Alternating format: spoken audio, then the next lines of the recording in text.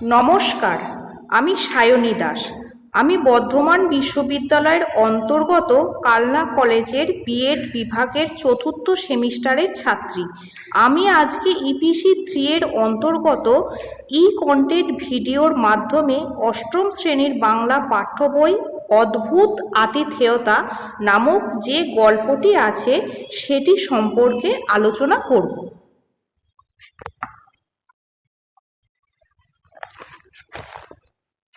অদ্ভুত আতিথেয়তা নামক যে গল্পটি আছে তার লেখক হলেন ঈশ্বরচন্দ্র বিদ্যাসাগর।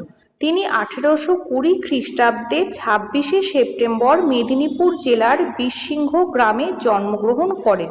তিনি বাল্যকাল থেকেই অত্যন্ত মেধাবী ছাত্র ছিলেন।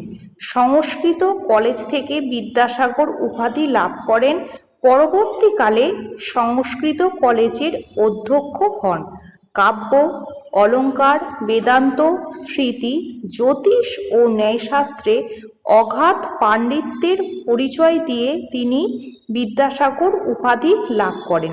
কর্মজীবন 1841 খ্রিস্টাব্দে 21শে ডিসেম্বর মাত্র 21 বছর বয়সে ফোর্ট উইলিয়াম কলেজের প্রধান অধ্যক্ষ হন। দেশের বিভিন্ন প্রান্তে তিনি প্রায় 20টি আদর্শ বিদ্যালয় স্থাপন করেছিলেন। বালিকাদের জন্য প্রায় 30টি বিদ্যালয় স্থাপন করেছিলেন। সমাজ সংস্কারক হিসেবে তিনি শুধু একজন শিক্ষা সংস্কারকই ছিলেন না, সমাজ সংস্কারকও ছিলেন। তারই অক্লান্ত প্রচেষ্টায় 1855 খ্রিস্টাব্দে 26শে জুলাই বিধবা বিবাহ আইন বিধিবদ্ধ হয়। সাহিত্যকৃতি, তার রচিত অনুবাদ গ্রন্থ বেতাল পঞ্চবিংশতি, শকুন্তলা, সীতার বনবাস প্রভৃতি। উল্লেখযোগ্য মৌলিক রচনা বর্ণপরিচয়, কথামালা, বোধোদয় প্রভৃতি। 1891 খ্রিস্টাব্দে 29শে জুলাই তিনি পরলোক গমন করেন। এই গ্রন্থটি আখ্যানমঞ্জরি কাব্যগ্রন্থ থেকে নেয়া হয়েছে।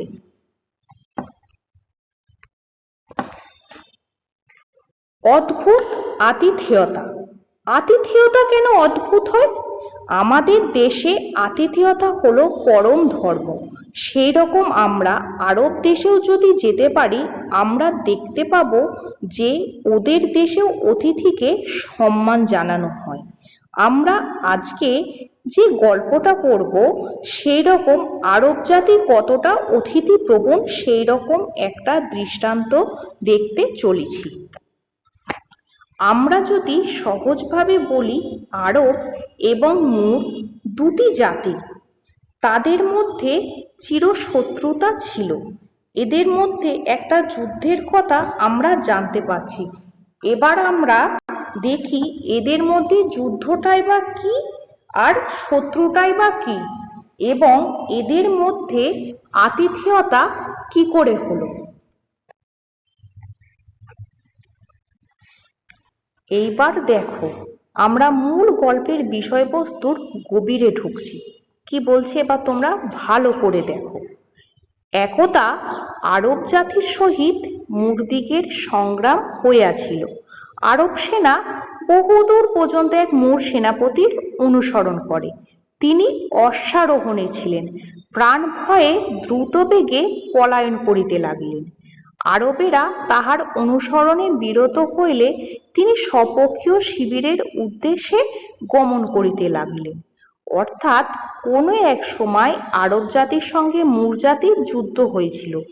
আরব সেনা অনেক দূর পর্যন্ত এক মুর সেনাপতিকে অনুসরণ করে। তিনি ঘোড়ার পিঠে ছিলেন। প্রাণভয়ে তাড়াতাড়ি করে তিনি পালাতে লাগলেন। আরবরা তার অনুসরণের বিরত হইলে তিনি নিজের পক্ষের উদ্দেশ্যে গমন করিতে লাগলেন। কিন্তু তাহার দিগ্ভ্রম জন্মিয়াছিল। এর জন্য দিক নির্ণয় করিতে না পারিয়া তিনি বিপক্ষের শিবির সন্নিবেশ স্থানে উপস্থিত হইলেন। তিনি সে সময়ে এরূপ ক্লান্ত হইয়াছিলেন যে আর কোনো ক্রমেই অশ্বপৃষ্ঠে গমন করিতে পারেন না। অর্থাৎ সেই সময় তার ভুল দিক জন্মিয়াছিল। এর জন্য সঠিক দিক নির্ণয় করতে না পেরে তিনি অপরপক্ষে শিবির সন্নিবেশস্থানে উপস্থিত হইলেন। সে সময় তিনি এতটাই ক্লান্ত হলেন যে আর কোনো ক্রমে তিনি ঘোড়ার পিঠে চড়ে নিজের শিবিরে গমন করতে পারলেন না। কিয়ৎক্ষণ পরে তিনি এক আরব সেনাপতির পটমণ্ডপ দ্বারে উপস্থিত হইয়া আশ্রয় প্রার্থনা করলেন। আতিথেয়তা বিষয়ে পৃথিবীতে কোনো জাতি আরবদিগের তুল্য নহে। কেহ অতিথিভাবে আরবদিগের আলয়ে উপস্থিত হইলে তাহারা সাধ্যানুসারে তাহার পরিচর্যা করেন। সে ব্যক্তি শত্রু হইলেও অনুমাত্র অনাদর, বিদ্বেষ প্রদর্শন বা বিপক্ষতাচরণ করেন না। অর্থাৎ কিছুক্ষণ পরে তিনি এক আরব সেনাপতির আলয়ে উপস্থিত হয়ে তার নিজের জন্য আশ্রয় প্রার্থনা করিলেন।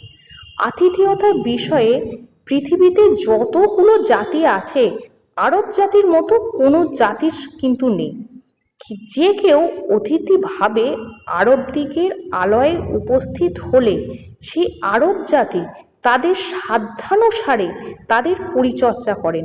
সে ব্যক্তি যদি শত্রু হয়ে থাকে, কিছু মাত্র তাদের এতটুকু আদর যত্নের ত্রুটি হয় না, তারা তাদের সঙ্গে বিদ্বেষ প্রদর্শন বা বিপক্ষতাচরণ এই আচরণটুকু তারা করেন না।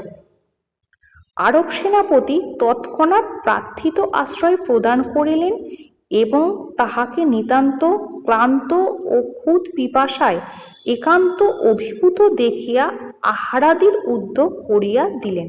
অর্থাৎ আরব সেনাপতি সেই মুহূর্তেই তার প্রার্থনা আশ্রয় প্রদান করিলেন এবং তাহাকে খুব ক্লান্ত ও ক্ষুধ পিপাসায় একান্ত অভিভূত দেখে তাহার খাওয়া দাওয়ার ব্যবস্থা করে দিলেন। মূল সেনাপতি পুণ্যবৃত্তি, পিপাসা শান্তি ও ক্লান্তি পরিহার করিয়া উপবিষ্ট হইলে বন্ধুভাবে উভয় সেনাপতির কথোপকথন হইতে লাগিল। তারা পরস্পর স্বীয় ও স্বীয় পূর্বপুরুষদিগের সাহস, পরাক্রম, সংগ্রাম কৌশল প্রভৃতির পরিচয় প্রদান করিতে লাগিলেন। এই সময়ে সহসা আরব সেনাপতির মুখ বিবর্ণ হইয়া গেল। অর্থাৎ মূল সেনাপতি তখন ক্ষুণ্ণবৃত্তি, পিপাসা শান্তি ও ক্লান্ত পরিহার করে, মানে তাদের ক্লান্তি, খিদে, তৃষ্ণা তার মেটানোর পরে উপবিষ্ট হয়ে তারা বন্ধুভাবে তাদের মধ্যে কথোপকথন হতে শুরু করল। তারা পরস্পর স্বীয় ও স্বীয় অর্থাৎ দুই সেনাপতি অর্থাৎ আরব জাতি ও মূল সেনাপতি দুজনাই নিজ নিজ পূর্বপুরুষদের সাহস, পরাক্রম, সংগ্রাম কৌশল প্রভৃতির পরিচয় প্রদান করতে লাগল। ঠিক এই সময়ে হঠাৎ করে আরব সেনাপতির মুখ বিবর্ণ হয়ে গেল। ঠিক আছে, তাহলে আজকে এই পর্যন্তই। তোমাদের যদি কারোর কোনো প্রশ্ন থেকে থাকে তোমরা আমাকে কমেন্ট বক্সে জানাতে পারো। ধন্যবাদ সকলকে।